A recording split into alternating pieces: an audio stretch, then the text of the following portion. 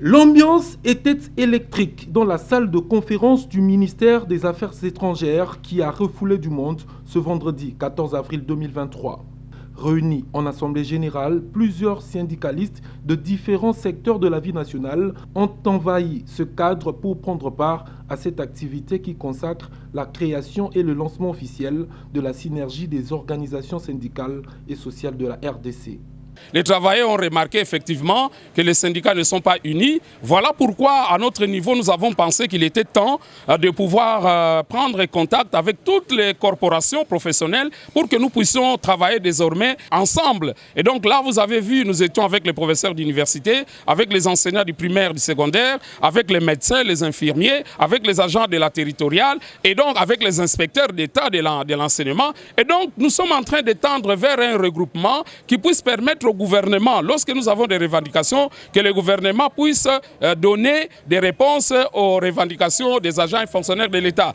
Tour à tour, au cours de cette manifestation, les représentants de chaque regroupement syndical ont pris parole pour présenter les problèmes et les difficultés auxquels ils sont confrontés, mais aussi déplorer l'injustice, la discrimination, l'indifférence et mieux l'insouciance du gouvernement congolais face à ces doléances. Nous sommes dans un pays où de plus en plus le gouvernement, l'État se taille la part du lion dans le budget de l'État. L'État ne pense pas à la population, l'État ne pense pas aux travailleurs.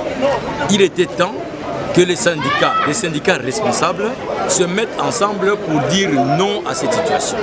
Et pour dire non, il a fallu un rapprochement entre organisations syndicales et sociales de manière à ce que ces organisations syndicales et sociales puissent mettre ensemble leur cahier des charges qui se résume en une situation très simple que tout le monde va reconnaître aujourd'hui.